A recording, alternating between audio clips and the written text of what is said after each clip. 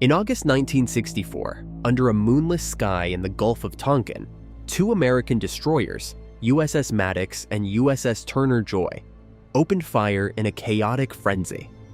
Radar operators reported incoming torpedoes, sonar screens lit up with mysterious signals, and gun crews unleashed over 300 shells into the darkness.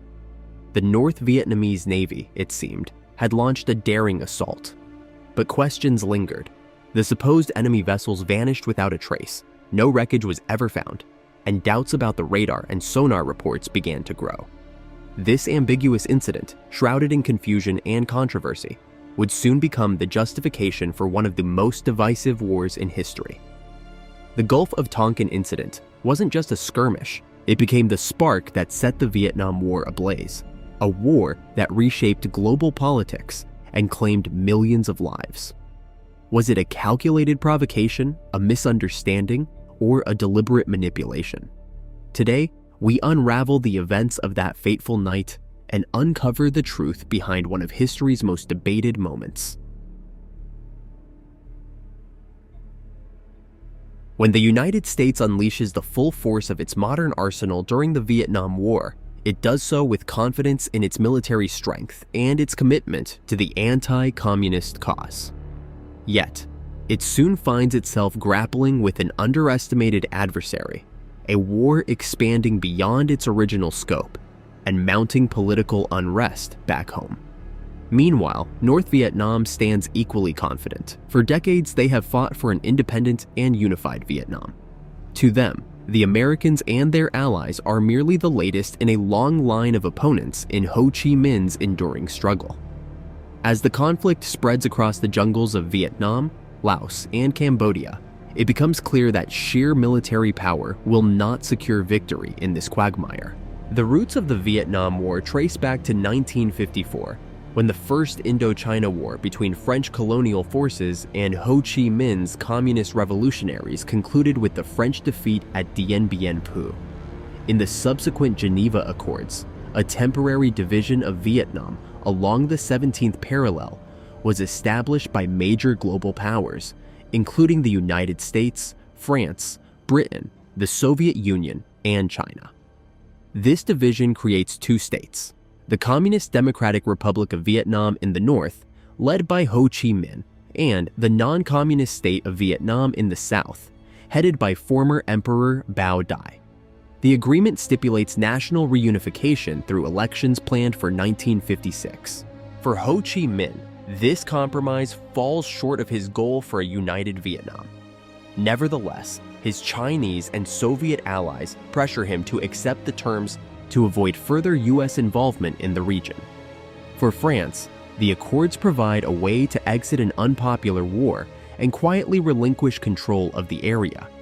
Ultimately, the Geneva Accords serve the interests of the major powers, but fail to address the aspirations of Vietnamese nationalists. While the US actively participates in the talks, it downplays its involvement publicly, framing itself as a mere interested observer. Washington is deeply concerned about the concessions made to the communists and had previously supported France militarily during the Indochina War. Although the US refrained from direct intervention at Dien Bien Phu, CIA pilots delivered supplies to the besieged French forces. With France now withdrawing, President Eisenhower ramps up support for the state of Vietnam, seeing it as an opportunity to back an independent government without colonial ties. Despite the planned elections, the US embarks on a nation-building initiative in the South. The primary driver of American involvement is the fear of communist expansion. In the eyes of US policymakers, Ho Chi Minh is perceived as a Soviet puppet, and the fall of Vietnam could trigger a domino effect across Southeast Asia, spreading communism to Laos, Cambodia, India, Burma, Thailand, and potentially even Australia. With French administrators departing, the US identifies Ngo Dinh Diem, Bao Dai's prime minister, as the most promising alternative to Ho Chi Minh. Diem, although lacking charisma, is staunchly anti-French, a Catholic nationalist, and vehemently anti-communist. Washington hopes he can, under their guidance, implement democratic reforms and curtail communism's advance. However, not all American leaders are convinced about Diem or the state of Vietnam. General Matthew Ridgway, a decorated commander from World War II and Korea, voices strong opposition to the U.S. commitment, fearing it will lead to another prolonged ideological conflict in Asia that cannot be resolved with military force alone. Diem's commitment to democracy also raises doubts. In October 1955, he ousts Bao Dai through a referendum in which he reportedly secures 98.91% of the vote, a result met with skepticism in Washington. Yet his recent successes in suppressing communist insurgents, criminal organizations, and militant religious groups earn him U.S. support. Around this time, American military advisors begin arriving in South Vietnam, accompanied by CIA operatives. U.S. financial assistance flows into the region, totaling about $250 million annually in the late 1950s, equivalent to approximately $2.75 billion today. However, the majority of these funds, nearly 80%, are allocated to military needs, primarily to strengthen the Army of the Republic of Vietnam, ARVN, with little investment in South Vietnam's economic development. Armed with these resources, Diem tightens his grip on power. By 1956, he replaced traditional village leaders with officials loyal to Saigon, further consolidating his control. Many village leaders are thought to harbor communist sympathies, but their removal leads to rural discontent. Re-education programs and slow land reform don't help matters. There's also a security clampdown. By 1958, Saigon has arrested 25,000 people and 90% of the Communist Party's most important members in the South. Diem's Decree 1059 outlaws most opposition and refuses to recognize communist resistance against the French. A Saigon newspaper carries his declaration. The Indo-Chinese Communist Party pursued communist objectives and sought to turn Vietnam into a colony, and the Vietnamese into the slaves of red imperialism. They are communists, traitors, and agents of Russia and China. Diem's security forces, often minority Catholics, also target middle-class intellectuals and Buddhists, who they see as centers of political opposition. Diem makes it clear that he will not honor the 1956 unification referendum, as promised by the Geneva Accords, because he claims that no free election can happen in the communist North. The US approves, but largely because they expect Ho Chi Minh to easily win. Instead, Eisenhower invites Diem to Washington to show support. Diem is an example for people everywhere who hate tyranny and love freedom. Meanwhile, in the North, frustration is building. Ho Chi Minh officially forbids Southern communists from committing violence, and instead concentrates on propaganda and building up the North. Estimates vary, but while enacting land reforms, Northern government agents execute around 15,000 North Vietnamese as supposed evil landlords and subversive elements. Ho's commander-in-chief, General Pha Nguyen Gia, later admits the crimes. We made too many deviations and executed too many honest people. Worse still, torture came to be regarded as a normal practice during party reorganization. Ho now faces pressure to increase military activity in the South. Some Southern communist groups are already ignoring his orders for nonviolence, and military leaders are increasingly sidelining their own political leader. In 1959, the North officially supported a protracted arms struggle to overthrow the US Diem regime. They infiltrate thousands of fighters and weapons into the South via the Ho Chi Minh Trail in neighboring Laos and Cambodia. In 1960, Vietnamese nationalists formed the National Liberation Front. Initially a broad organization of communists and non-communists, it closely cooperates with the Communist People's Liberation Armed Forces. Collectively, they became known as the Viet Cong, a short form of the words Vietnamese communists in Vietnamese. The name is used by Saigon newspapers to differentiate the Southern insurgency groups from the Northern Regular People's Army of Vietnam. But practically, the Northern Communist Party controls both organizations. Despite this, most of the NLF's members are native southern Vietnamese re-infiltrated from the north.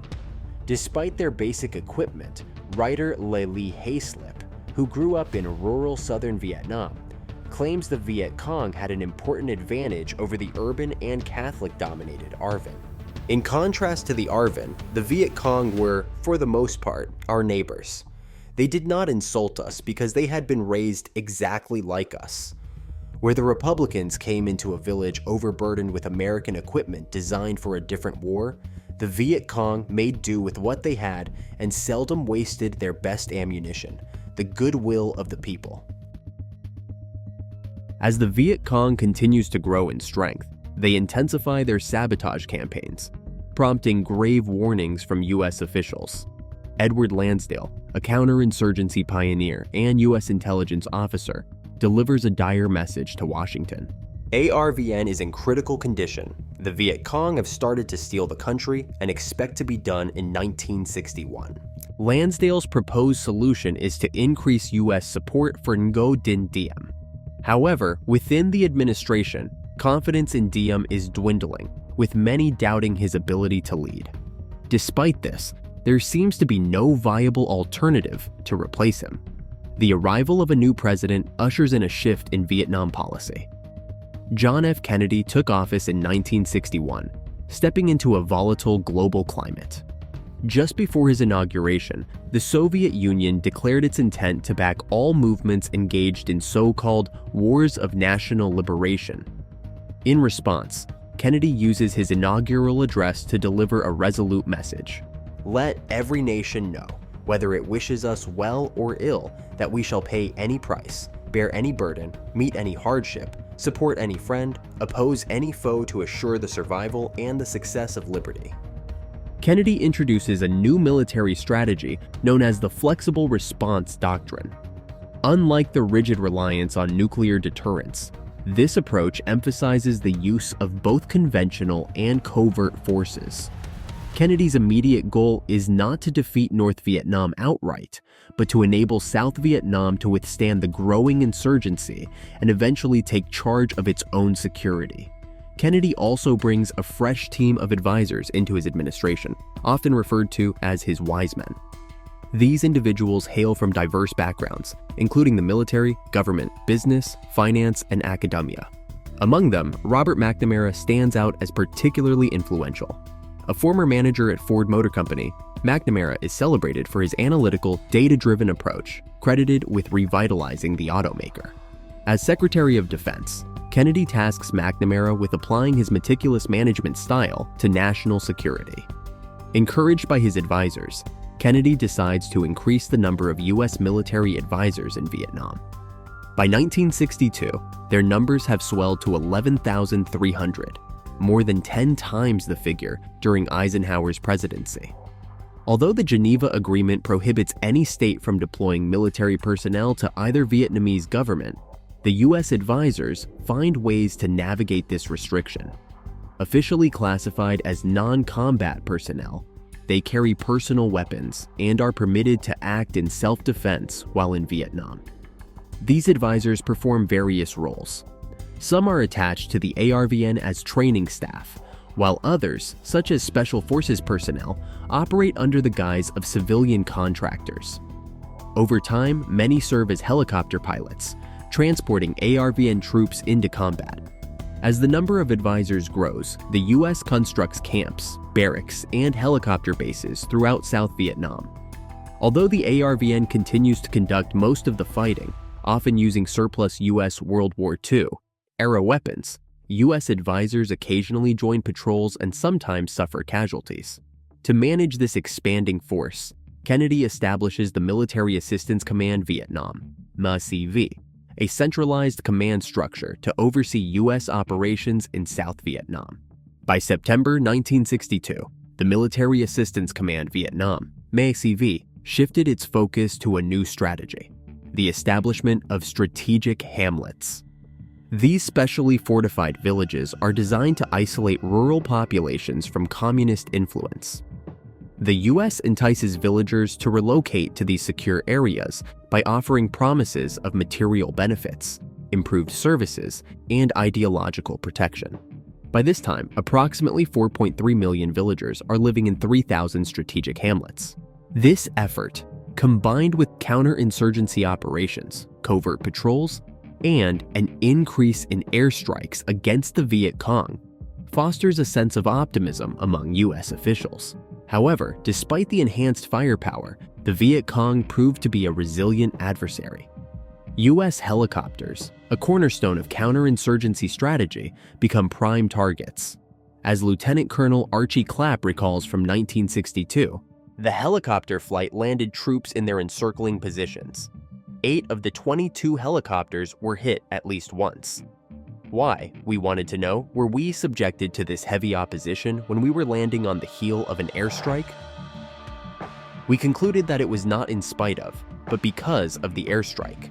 When the airstrike started, the VC grabbed their guns and headed out of town to the intended helicopter landing sites.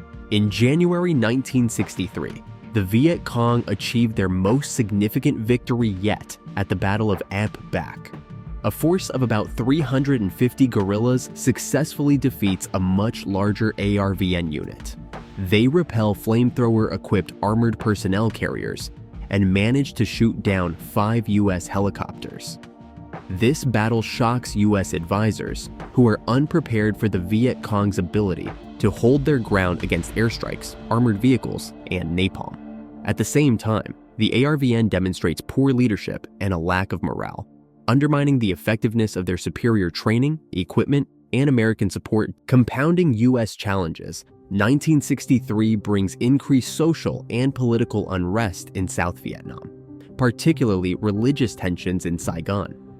Government forces led by Diem's brother and sister-in-law continue to suppress the Buddhist population, which makes up about 75% of South Vietnamese citizens. Pressure mounts on urban populations, especially army officers, to convert to Catholicism. As Buddhist Zhao Duc recalls in the spring of 1963, there was tremendous pressure to become Catholic so you could get ahead, and we began hearing about a lot of secret conversions. I was incensed by what was going on, and I felt it was dangerous. The conflict reaches a dramatic turning point on June 11th, when Buddhist monk Thich Quang Duc sets himself on fire in a busy Saigon intersection to protest government oppression. The shocking image of his self-immolation garners international attention. Although U.S. officials pressured Diem to implement reforms, his forces continue raiding Buddhist pagodas, exacerbating the crisis. By late 1963, U.S. officials viewed Diem's regime as increasingly untenable. In August, the U.S. became aware of plans for a military coup against Diem, led by South Vietnamese army officers. While historians debate the extent of U.S. involvement, it is clear that Washington does not intervene to stop the plot. Instead, American officials convey to the conspirators that the U.S. supports South Vietnam as a nation rather than any specific leader. On November 1st, South Vietnamese generals overthrew Diem's government in a coup. Diem and his brother are captured and executed in the back of an armored personnel carrier, a move that appears to have been unplanned. While this deeply concerns U.S. officials, they hope the new military government will take a more aggressive stance against the Viet Cong. Shortly after this dramatic event, another shocking assassination sends ripples across the world. On November 22, 1963, President John F. Kennedy was assassinated in Dallas. At the time of his death, 16,000 U.S. advisors were stationed in Vietnam, with 100 having lost their lives. The responsibility for leading the U.S. effort in Vietnam now falls to his vice president, Lyndon B. Johnson. Johnson has long aspired to the presidency, but he never envisioned himself as a wartime leader. His true passion lies in domestic reforms, which he refers to as the Great Society, ambitious initiatives aimed at addressing poverty, education, and civil rights. To Johnson, Vietnam is an unwelcome diversion, consuming both time and resources that could be devoted to critical issues at home. However, 1964 is an election year, and Johnson understands that any perception of weakness in confronting international communism would be politically disastrous. Reflecting on his predicament, he later explains in his characteristically blunt style, I knew that if we let communist aggression succeed in taking over South Vietnam, there would follow an endless national debate that would shatter my presidency. I knew that Harry Truman and Dean Acheson lost their effectiveness from the day that communists took over China. And I knew that all their problems, taken together, were chicken shit compared with what might happen if we lost Vietnam. Faced with these pressures, Johnson opts to retain Kennedy's team of advisors and largely follows their recommendations regarding Vietnam. While he hopes to limit U.S. involvement, he often acquiesces to demands for further escalation. In December 1963, as the Strategic Hamlet program crumbles under corruption and mismanagement, Secretary of Defense Robert McNamara warns that South Vietnam could collapse within 2 to 3 months. Johnson considers launching airstrikes or deploying ground troops, but decides to delay any major decision until after the 1964 election. For the time being, he sends additional advisors and appoints a new commander, General William Westmoreland.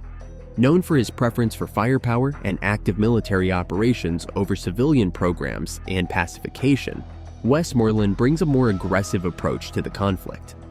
Covert U.S. actions in Vietnam are not new. They've been ongoing since 1961, but the U.S. consistently maintains plausible deniability. One such effort is Operational Plan 34 Alpha, OP Plan 34A, a series of commando raids along the North Vietnamese coast. Although the personnel involved may be South Vietnamese, Thai, Laotian, or Taiwanese, the operations are meticulously planned by MACV's Studies and Observations Group, a seemingly innocuous bureaucratic name for the U.S. Special Forces and Covert Command. Meanwhile, the U.S. Navy conducts its own covert operations, known as DeSoto patrols. These missions involve destroyers equipped with electronic surveillance technology, tasked with detecting North Vietnamese communications and radar emissions. From the North Vietnamese perspective, these destroyers, supported by aircraft carriers, appear to be motherships coordinating the coastal raids. Although this assumption is incorrect, the close timing and proximity of DeSoto patrols and OP Plan 34A missions often blur the lines between them. In reality, while the two operations are technically separate, DeSoto patrols frequently provide intelligence for the commando raids. In July and August 1964, the American destroyer USS Maddox undertook a DeSoto mission in the Gulf of Tonkin. Initially planned as a routine cruise, the mission quickly spirals into one of the most controversial episodes of the Vietnam War. On the night of July 30th, 1964, South Vietnamese O-Plan patrol boats bombard North Vietnamese coastal military installations. The next day, on August 1st, the Maddox enters the area on what is intended to be a non-provocative mission, staying outside waters the U.S. defines as North Vietnamese territory. However, the destroyer ventures as close as 14 kilometers to the North Vietnamese coast, a distance North Vietnam considers part of its territorial waters, contrary to U.S. interpretations. Believing the Maddox is responsible for the previous night's attacks, the North Vietnamese Navy dispatches 3 torpedo boats. On August 2nd, these torpedo boats approach the Maddox, prompting the destroyer to fire warning shots. The Maddox then engages the boats directly, while the torpedo boats respond by launching their torpedoes, which fail to hit their target. Returning fire, the Maddox unleashes a barrage of 265 3-inch shells, but scores only 1 hit. Although the exchange causes little damage, the encounter heightens the anxiety of the Maddox's inexperienced crew.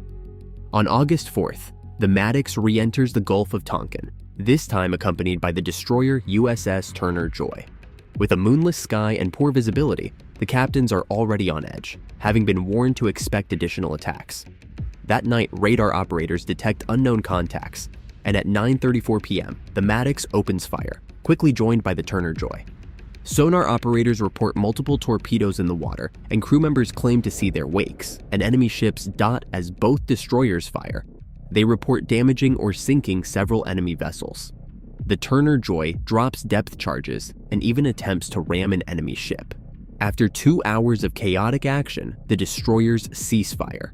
not because the enemy disappears, but because Commander Herbert Ogier begins doubting the validity of the radar contacts. With the number of supposed sightings and torpedoes reaching implausible levels, Ogier suspects they may have fired over 300 shells at nothing. Despite this uncertainty, reports of a North Vietnamese attack are already en route to Washington. It's only on August 5th, when no debris from the supposed enemy vessels is found, that Captain John Herrick of the Maddox sends a skeptical report. However, this report does not fully deny the possibility of an attack. Captain Barnhart of the Turner Joy continues to insist the engagement was real. Meanwhile, the Joint Chiefs of Staff push for definitive information to present to the President. Both sides prioritize radar and torpedo sightings, even as doubts grow about their accuracy. Ultimately, both captains maintain that an attack occurred, though not at the scale initially reported. Relying on intercepted North Vietnamese Navy communications that seem to indicate a planned attack, Defense Secretary Robert McNamara presents the case for retaliation. President Johnson ordered airstrikes on August 5th against North Vietnamese coastal bases in Vinh. In the raid, 2 U.S. planes are shot down and 1 pilot is killed. On August 10th, President Johnson signed the Gulf of Tonkin Resolution, which authorizes him to repel any armed attack against the forces of the United States and to prevent further aggression. While not a formal declaration of war, the resolution gives Johnson broad powers to escalate U.S. involvement in Vietnam. Congress overwhelmingly approves the resolution, with many members condemning the unprovoked attack on U.S. vessels in international waters. However, Johnson withholds information about the O-Plan and DeSoto missions, and McNamara publicly portrays the Maddox's mission as a routine patrol in international waters. The destroyer was carrying out a mission of patrol in those waters, in international waters. When it was attacked, it replied to the attack and continued to carry out its mission today and will do so the remainder of this week. In the same waters, the President has asked that the destroyer force be doubled and that an air cap, a combat air patrol, be available at all times on call to it. Following the Gulf of Tonkin crisis, Johnson's approval rating remains high, and he wins a landslide victory in the November election. Despite this success, he publicly promises to avoid deploying ground troops in Vietnam. So what truly happened in the Gulf of Tonkin? The events of August 2nd are undisputed, as North Vietnam confirms the attack on the Maddox. However, there was no attack on August 4th. The supposed engagement that night stemmed from radar errors, misinterpretations, and heightened tensions. Yet it became the catalyst for a dramatic escalation in the U.S. commitment to the Vietnam War. The second incident in the Gulf of Tonkin, which catalyzed U.S. escalation in Vietnam, was likely caused by a combination of radar anomalies, weather conditions, crew stress, miscommunication, and poor visibility. According to the Maddox's logs, 25 probable torpedoes were detected during the supposed attack on August 4, 1964. However, the North Vietnamese Navy possessed only 12 torpedo boats, 3 of which were damaged after the August 2nd attack, and each boat carried just 2 torpedoes. The frequent course changes of the Maddox likely created sonar echoes that mimicked multiple incoming torpedoes, confusing the crew. Had a genuine attack occurred, North Vietnam would likely have confirmed it for propaganda purposes, but they consistently denied it. The intercepted North Vietnamese messages McNamara relied on were likely mistranslations, referring to the retrieval of damaged ships from the August 2nd engagement rather than planning a new attack. Some historians have speculated that the US might have fabricated the second incident as a pretext for war, though most conclude this is unlikely. However, it's possible some evidence was misrepresented, and President Johnson may have been aware of the full details by the time he addressed Congress. Yet, having already made public declarations about the attack and his intention to respond, Johnson pressed forward, declaring, "The determination of all Americans to carry out our full commitment to the people and to the government of South Vietnam will be redoubled by this outrage. Yet our response for the present will be limited and fitting. Although Johnson secured the Gulf of Tonkin resolution, he hesitated to fully utilize it. US planners compiled lists of bombing targets in North Vietnam, but initially held back. Instead, American planes began secretly bombing the Ho Chi Minh Trail in Laos. This restraint ended in early 1965. On February 7th, Viet Cong forces attacked American advisors at Camp Holloway, killing 8 Americans and destroying or damaging 25 aircraft. Days later, on February 10th, a bomb attack on another barracks killed 23 more Americans. Outraged, Johnson declared, "We have kept our gun over the mantle and our shells in the cupboard for a long time now. And what was the result? They're killing our boys while they sleep in the night."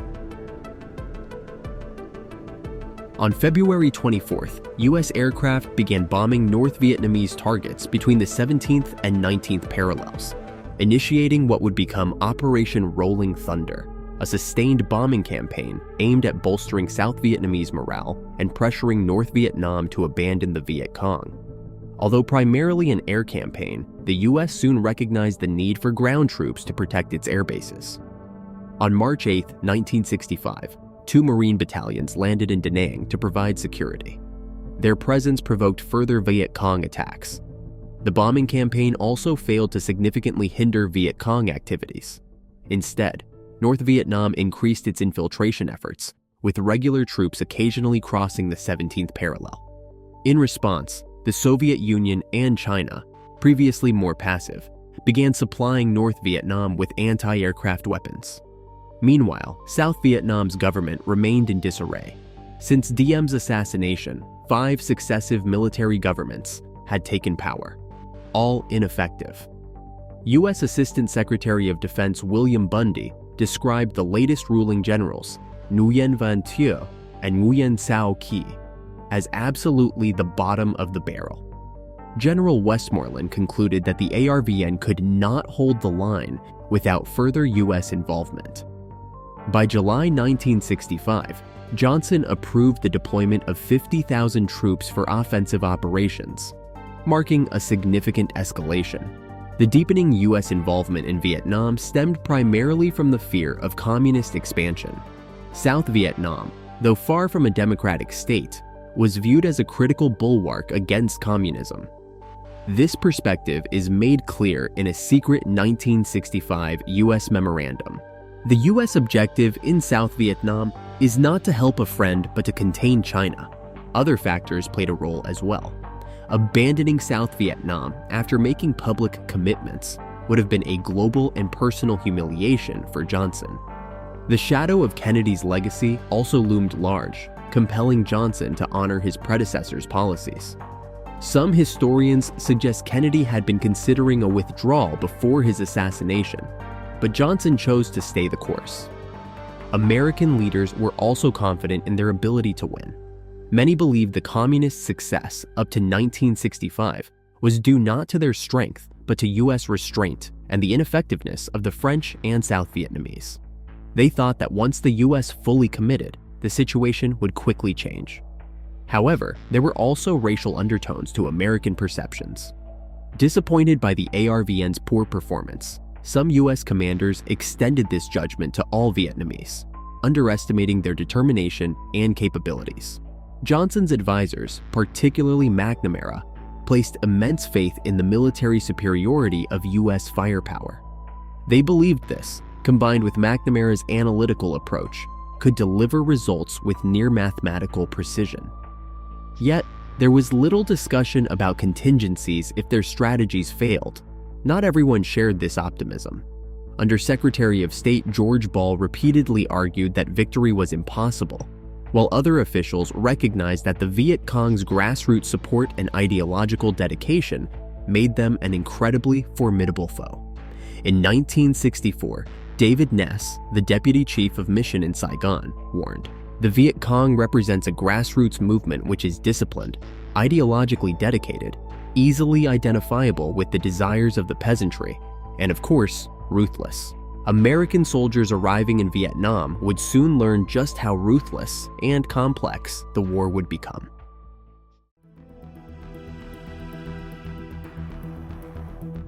In 1965, tens of thousands of US troops were deployed to Vietnam to engage in war.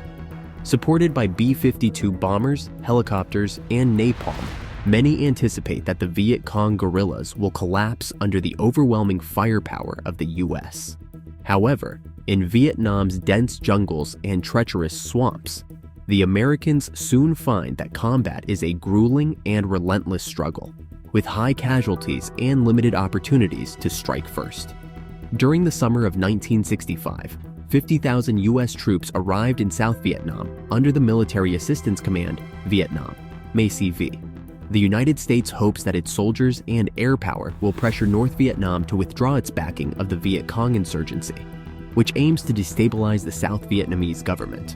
Nevertheless, the US strategy emphasizes a gradual approach, relying primarily on air attacks. By late 1964, the United States had already begun covertly bombing North Vietnamese supply routes in Laos, and in 1965, these efforts escalated with Operation Rolling Thunder targeting North Vietnam. Despite this escalation, the US avoids striking primary targets like Hanoi, aiming instead to coerce North Vietnam into negotiating terms favorable to South Vietnam. President Lyndon B. Johnson's objective is not to achieve territorial conquest or outright victory, but to prevent North Vietnam from overpowering the South.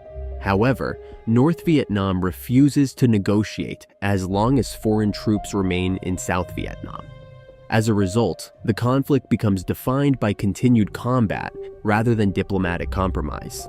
General William Westmoreland faces the daunting task of devising a strategy to expel the North from South Vietnam while minimizing political and military costs for the United States. His challenges are compounded by political constraints that restrict ground operations to South Vietnam. President Johnson categorically rules out a conventional invasion of North Vietnam to avoid provoking Chinese intervention, as occurred during the Korean War. Johnson also vetoes any attempt to sever the Ho Chi Minh Trail in Laos and Cambodia, aiming to limit the scope of ground operations. However, this decision hampers Westmoreland's ability to isolate the battlefield effectively. Within South Vietnam, US leaders consider two potential strategies: traditional large-scale combat operations, or a counterinsurgency approach focused on small unit tactics and winning over the South Vietnamese populace politically. Although some advocate for counterinsurgency, Westmoreland concludes it would require more troops and would leave the Viet Cong in control of the conflict's pace. Instead, he opts for a strategy of annihilation, leveraging US superiority in mobility and firepower. His plan is to engage the Viet Cong directly in large decisive battles, inflict heavy casualties, and force North Vietnam to abandon its support for the insurgency. This strategy relies on rapid attritional warfare. Under this plan, US forces will not aim to secure territory permanently, but will conduct relentless search and destroy missions. These operations involve methodical sweeps through villages and hamlets, searching for Viet Cong fighters and their resources. For instance, during one operation, soldiers systematically move house by house, focusing on identifying military-age men who may belong to the Viet Cong. So far, the scene reveals only women, children, and elderly men. This approach represents a significant institutional shift within the Department of Defense. Under the direction of Secretary Robert McNamara, the DoD implements new statistical and quantitative management techniques inspired by practices in the business sector. Every aspect of the war is meticulously measured to evaluate progress and pinpoint the critical moment when North Vietnam will no longer be able to sustain its efforts. Analysts and officers track everything from bomb tonnage to minor items like tent pegs, but the most crucial metric is the body count of North Vietnamese and Viet Cong forces killed during US operations. Since this conflict is not judged by territorial gains like many traditional wars, the body count becomes the primary measure of success. As a result, the Pentagon pushes US commanders to achieve higher kill and capture counts to align with Westmoreland's overarching strategy. This emphasis on kill counts broadens the original passive defensive role of US forces. Now, troops are expected to take the offensive, actively seeking out and engaging the Viet Cong, supported by an array of newly introduced firepower. The ideal search and destroy mission involves identifying a Viet Cong unit through intelligence and reconnaissance, quickly deploying ground forces to pin the enemy down, and escalating the battle to draw in more adversaries. Once engaged, US troops call in airstrikes and artillery to deliver a decisive blow. While similar tactics had been employed previously by the South Vietnamese Army, ARVN, American commanders attributed their lack of success to the perceived shortcomings in ARVN troops' fighting capabilities, rather than flaws in the strategy itself. To bolster their efforts, US forces are equipped with advanced tools, vehicles, and weapons.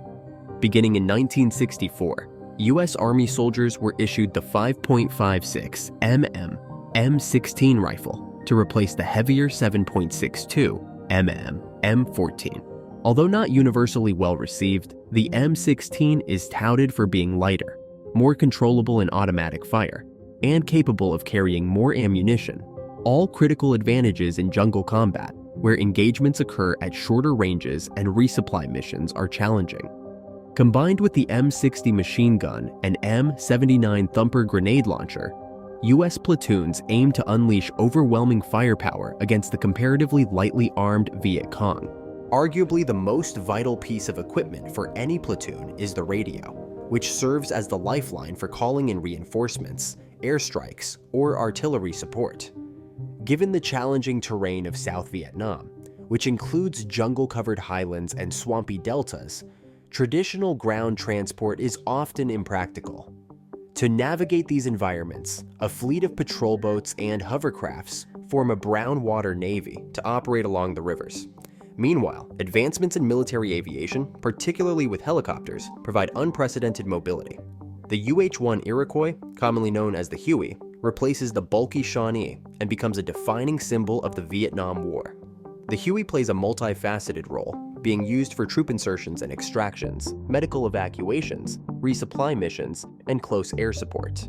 In fact, Hueys account for about a third of the 36 million helicopter sorties flown throughout the conflict, highlighting their pivotal role in the war effort. US jet aircraft, including the F-4 Phantom and A-4 Skyhawk, are introduced to provide rapid close air support, often employing napalm and white phosphorus, while the AC-47 Spooky gunship, armed with multiple miniguns, offers sustained overhead firepower for hours. Helicopters also proved to be a game-changer in the early stages of the conflict. During the Battle of Ia Drang in November 1965, air assault troops inflict significant losses on North Vietnamese Army (NVA) forces entering Vietnam from Cambodia. While the NVA launches several close-range assaults on US landing zones, American firepower forces them to retreat, bolstered by the first tactical deployment of B-52 bombers. Although the majority of the NVA manages to escape, the US 1st Air Cavalry Division reports a 10-to-1 kill ratio, appearing to validate both air assault tactics and Westmoreland's overall strategy. Initially, the presence of helicopters has a profound psychological effect on North Vietnamese troops. One soldier, Nguyen Quang Sang, recalls, "When helicopters spotted us, we had to run for our lives. It was terrifying. Once when a helicopter dropped down especially close, I even saw the face of the door gunner. That was the first time I ever saw an American. I'm still haunted by it in my nightmares." By the end of 1965, the US can claim to have stabilized South Vietnam and shifted the momentum against the enemy. Yet the Viet Cong and North Vietnamese forces quickly adapt. The heavy losses sustained at Ia Drang prompt the North Vietnamese Army and Viet Cong to shift their focus back to guerrilla warfare. This shift is driven not only by practical considerations, but also by a keen understanding of the US political landscape. North Vietnamese General Secretary Le Duan observes that America's military strength in Vietnam is weakened by a lack of public and political resolve back home. Le Duan explains, "We can fight a protracted war while the US can't. Although the US can immediately send 300,000 to 400,000 troops, why must they do it step by step?" because of fear of a protracted war and stronger opposition from the American people and the world's people. In response, the Viet Cong took the lead in the South, employing strategies that had previously worked against the Army of the Republic of Vietnam, ARVN. In 1963, U.S. General Frank Osmansky detailed the Viet Cong's resourceful tactics, noting their use of non-explosive weapons such as caltrops, spike traps, poison darts, and even enraged water buffaloes. Their endurance, patience, and ingenuity are also formidable weapons. They are known to endure weeks in dark tunnels, breathe through hollow reeds to remain submerged for extended periods, and lie in ambush for up to 48 hours. The Viet Cong adopt sniping, mines, and booby traps as their primary means of attack. Mines are particularly effective, as they often maim rather than kill, depleting U.S. resources and morale.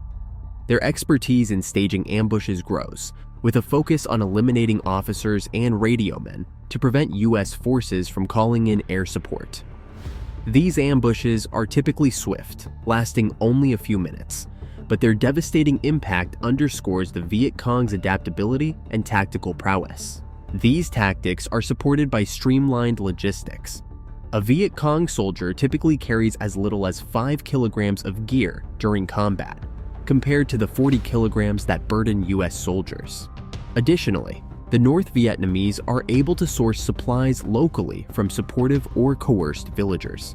They can also blend into the civilian population, relying on irregular supporters to perform tasks like laying mines, conducting labor, or scavenging unexploded U.S. ordnance for reuse.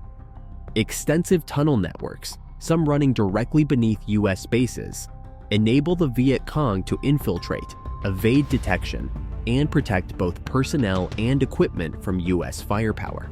Working alongside the Viet Cong is the Regular People's Army of Vietnam, commonly known as the North Vietnamese Army, NVA. With the help of political indoctrination, propaganda, and mandatory conscription, the NVA rapidly expands, armed with modern Soviet and Chinese equipment. Over time, NVA units achieve firepower comparable to U.S. squads, wielding weapons like the AK-47 automatic rifle, RPD machine gun, and rocket-propelled grenades.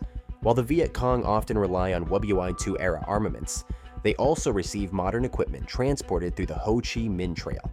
Moreover, Soviet and Chinese allies bolster North Vietnamese defenses against bombing with engineering troops, anti-aircraft systems, and advanced fighter jets like the MiG-21.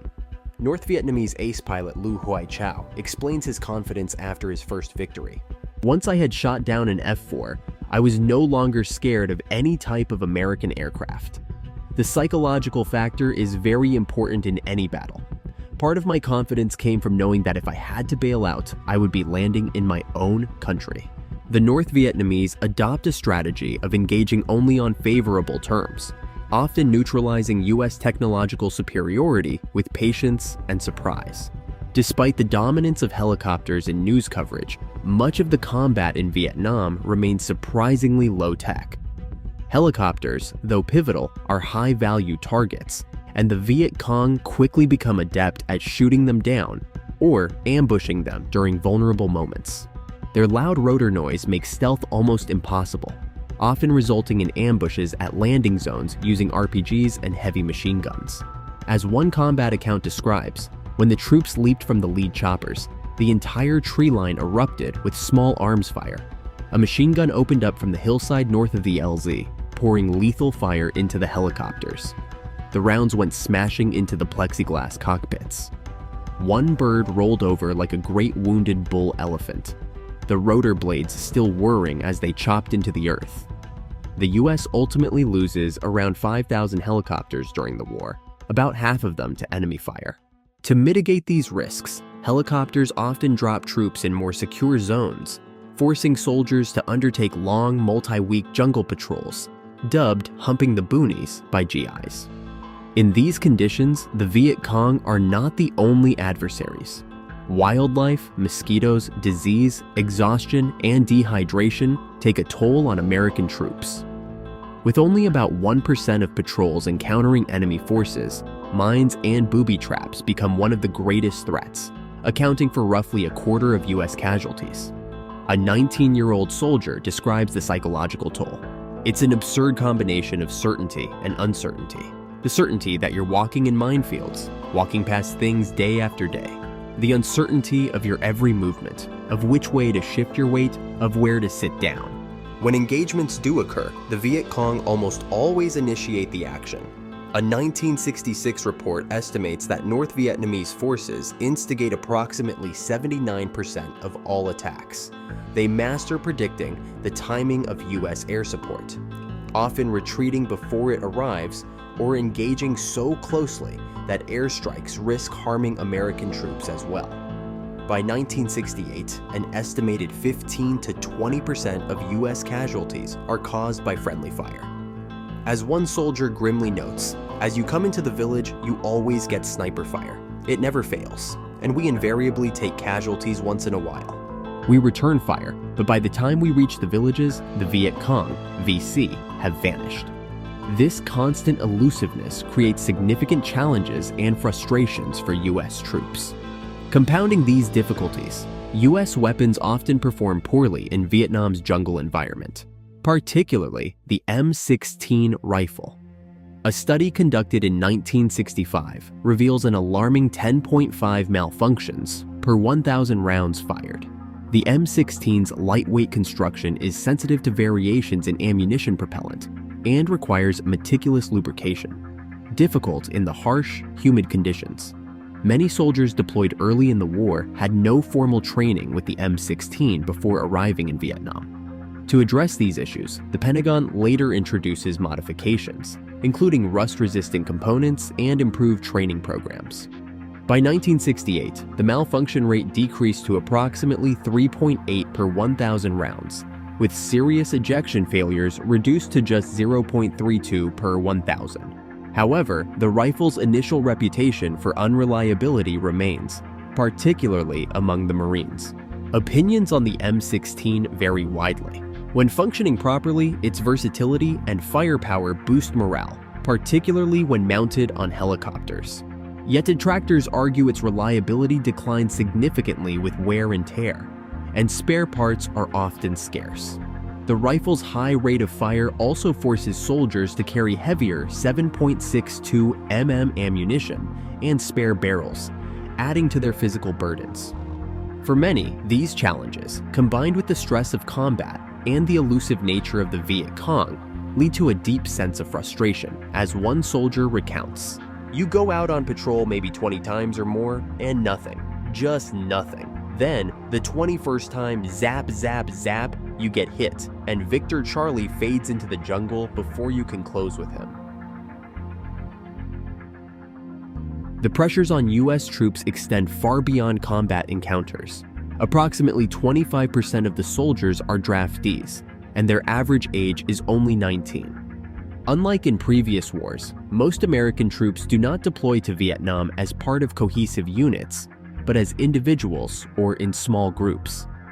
This fragmentation, coupled with high officer turnover and the departure of experienced troops after their tours, prevents the retention of combat knowledge, forcing each new group to relearn critical lessons. The stresses of warfare, a hidden and elusive enemy, and the weight of peer pressure likely contribute to, but do not justify, the instances of violence by American troops against Vietnamese civilians. Over time, the civilian population endures escalating levels of violence, injuries, and property destruction caused by US, ARVN, and allied forces. Intentional or not, such actions further alienate the local population. In many cases, hostility or indifference from villagers leads US soldiers to suspect they support the Viet Cong. Often, this suspicion proves accurate. Even a South Vietnamese government report estimates that around 5 million of the country's 17 million residents sympathize with or directly support the insurgency. This realization erodes the morale and convictions of many US troops, fostering indifference toward the suffering of the local population. Marine officer Philip Caputo encapsulates this disillusionment. "When we marched into the rice paddies, we carried, along with our packs and rifles, the implicit convictions that we were doing something altogether noble and good. We kept the packs and rifles, the convictions we lost. Acts of retaliation against locals often stem from anger over casualties, as well as frustration at the inability to directly strike back at the VC. Daniel Ellsberg, then working for the State Department, observed this firsthand in 1967 while accompanying a patrol that destroyed a civilian home. Reflecting on the incident, he noted, "Their desire to burn the house was in part the result of frustration, and in part reflected the fact that they honestly didn't know what might work." South Vietnamese civilians also endure significant violence at the hands of the Viet Cong. As the war escalated in 1965, support for the VC diminished, prompting them to rely increasingly on coercion and political pressure to secure recruits, supplies, and intelligence. Civilians who have any interaction with US or ARVN troops risk political accusations or denunciations from the Viet Cong. Lali Haislip, a villager in South Vietnam, recounts being attacked by the VC after her loyalty was questioned. She reflects, "After a while, our fear of the Viet Cong was almost as strong as our fear of the Republicans. If the Republicans were like elephants trampling our village, the Viet Cong were like snakes who came at us in the night. At least you can see an elephant coming and get out of the way." The psychological toll and tactical dynamics on the ground resulted in a stalemate by 1967. When US troops engage the enemy on favorable terms, they inflict significant casualties. However, the grinding nature of the conflict exacts a heavy toll on American forces. Meanwhile, North Vietnam's attritional strategy appears to be more effective. Despite this, Westmoreland remains publicly optimistic. By 1967, US troop levels in Vietnam reached 485,600. The Westmoreland requests even more. Large-scale search and destroy operations early in the year, such as Operation Cedar Falls and Junction City, bolster his assertions of progress. The US claims to have killed 2,000 enemy insurgents during these operations, and Westmoreland estimates there are fewer than 242,000 Viet Cong fighters left in South Vietnam. In reality, the situation is far more ambiguous. Many of these metrics are significantly inflated. The reliance on body counts as a primary measure of success incentivizes commanders to exaggerate figures, often doubling them, or even counting civilian deaths as Viet Cong under an unspoken rule. If it's dead in Vietnamese, it's VC. This fixation on quantifiable data sidelines critical, less tangible aspects of warfare, such as morale, ideological support, and civilian attitudes, creating a narrow and flawed understanding of the conflict. The attitude that if it can't be counted, it can't be important, ignores the complex socio-political dimensions of counterinsurgency. The US also underestimates North Vietnam's resilience and capacity to sustain losses. North Vietnam views the conflict as a total people's war aimed at revolutionary unification. The CIA, often critical of the military's statistical methods, estimates there were as many as 600,000 enemy combatants in South Vietnam in 1967, with 200,000 North Vietnamese reaching draft age annually. Despite intense bombing campaigns like Operation Rolling Thunder, which destroys 59% of power stations and 75% of oil storage facilities in North Vietnam, these efforts have minimal impact on an agrarian society with a largely non-mechanized military. Moreover, the costs are staggering. For every dollar of damage caused by US bombing in 1967, the US incurs $9.50 in expenses. The focus on bombing and body counts begins to backfire in other areas. Domestic support for the war declines, and international opinion turns against the US in countries like Sweden, India, and Japan. North Vietnam is increasingly praised for its resistance. By late 1967, Westmoreland and President Johnson embarked on a public relations campaign across the US, aiming to restore confidence in their Vietnam strategy. Westmoreland assures the public, the ranks of the Viet Cong are thinning. The end begins to come into view. However, The events of early 1968 will decisively prove this optimism to be disastrously misplaced.